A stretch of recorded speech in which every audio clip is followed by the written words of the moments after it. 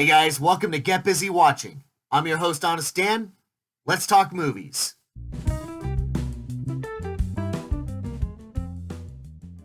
In commemoration of the upcoming sequel, BRAHMS The Boy 2, I'm going to take a look back on the movie that started it, simply titled The Boy.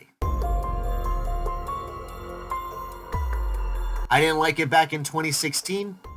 I don't like it now. Honestly, it's the ending that killed it for me, but let's go through the movie and I'll talk about the things that I did like and the things that I didn't. To be critical, the movie wasn't that great to begin with, as it hit a lot of cliches. The movie basically opens on an old man perving out on Greta, who still tries to tip him out when she gets to the spooky house.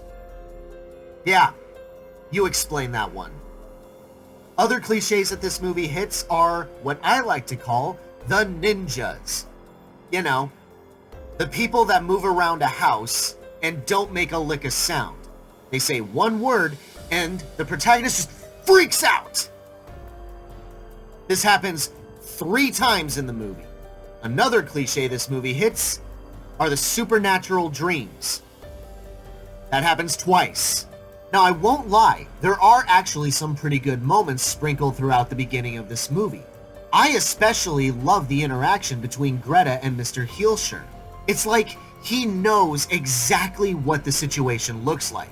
Yes, it's a doll. We're treating it like it's a person. Leave us alone. It's our life. Just go with it. But he also alludes that maybe their son is actually in the house. Like, what is the story with this doll? Is it haunted by the doll itself? Is the spirit of their son haunting the house? Wisely, this is something of a good mystery. It's not a terrible start.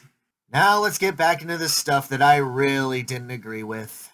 While I understand that she doesn't take the whole checklist seriously, I wouldn't ever throw the damn thing. It's still not my house, and no matter how creepy BRAHMS is, I wouldn't ever throw it. Any damage to that thing would likely result in some legal drama that would be worse than putting up with the lack of comfort. Just lay it down somewhere and close the door. Sure, she eventually does that, but after being kind of inconsiderate towards something that isn't her property. Also, getting paid to essentially keep the doll intact, that should be the easiest money in the world. Hell, I'd probably stick to the checklist with the thing just for the sake of having something to keep me busy throughout the day, to entertain myself if nothing else. But to each their own. While the hauntings themselves may not necessarily be new or even really that creative, I did find them to be befitting of BRAHMS.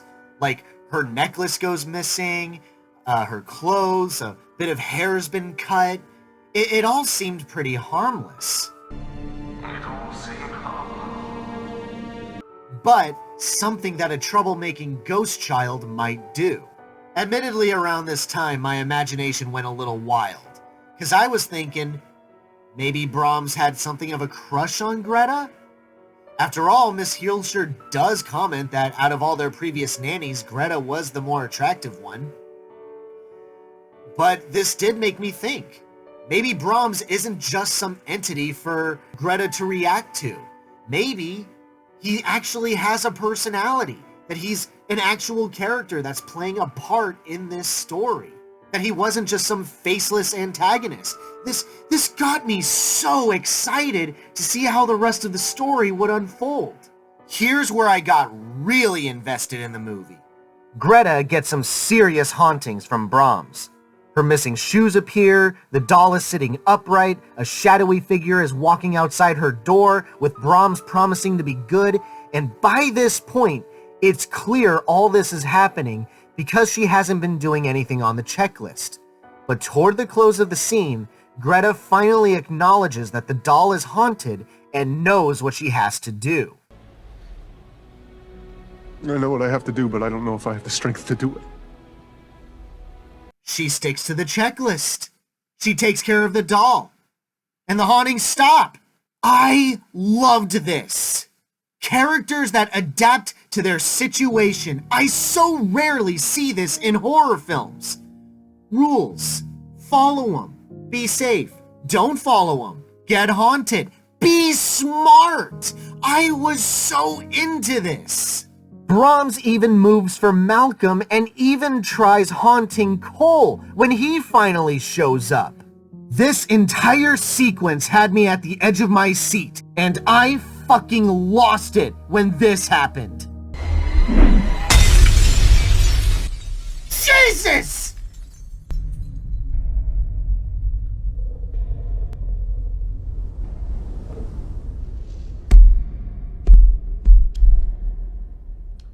What the fuck did you just do? What the fuck is going on here? Oh my god!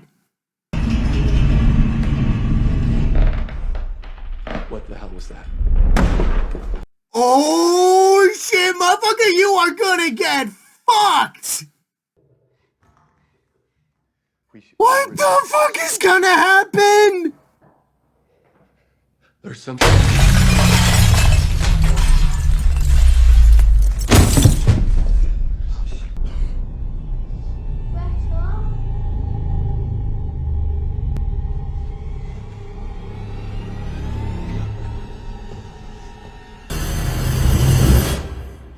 It's Brahms.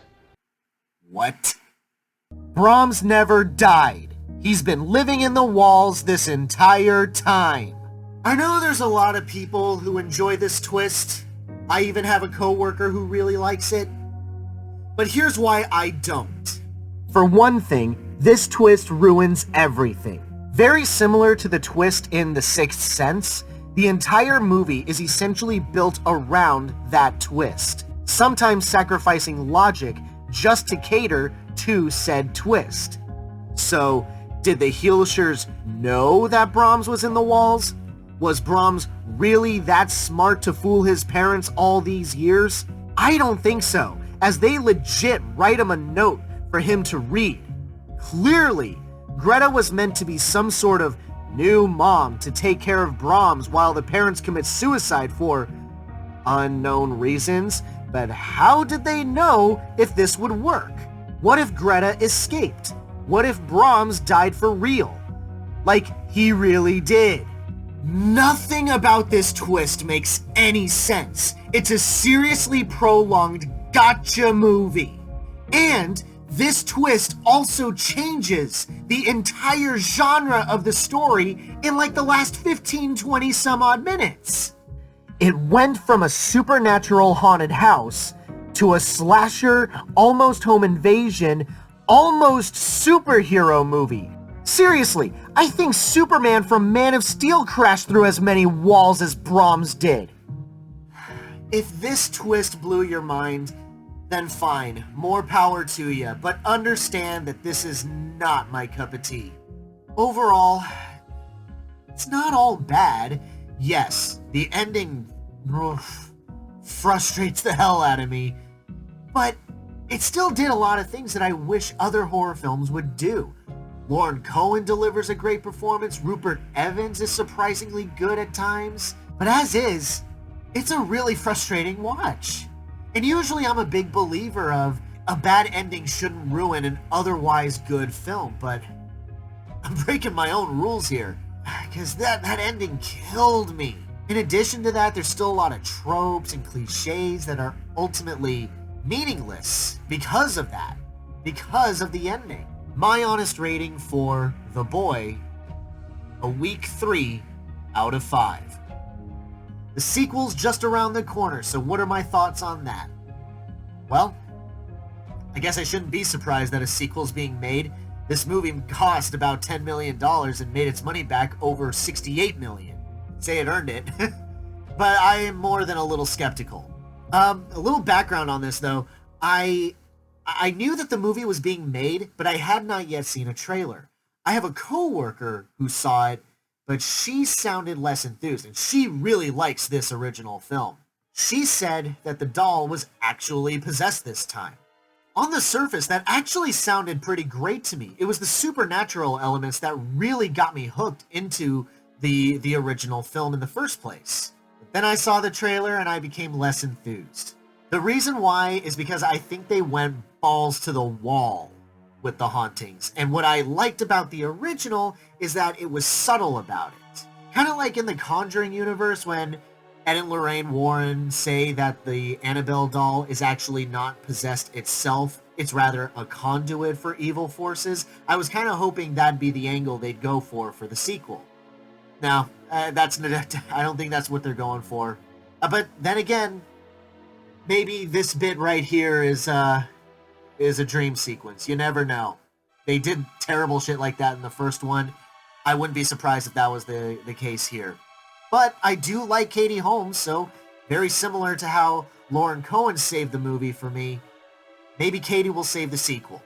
I don't know, I haven't seen it yet, but I'm going to say my predicted rating for Brahms the Boy 2 is going to be an average film, a 3 out of 5.